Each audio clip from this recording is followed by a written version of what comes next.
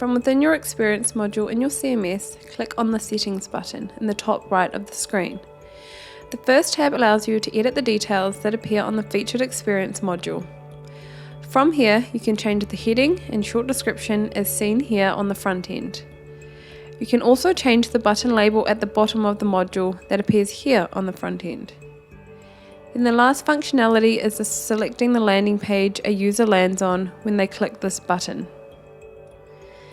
In the second tab of the Experience module settings, you can change the heading of the text that appears at the bottom of an Experience page here.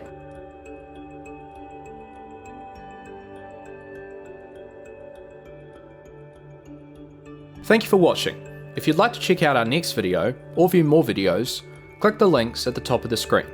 And don't forget to hit subscribe and turn the notification bell on so you won't miss any more future videos.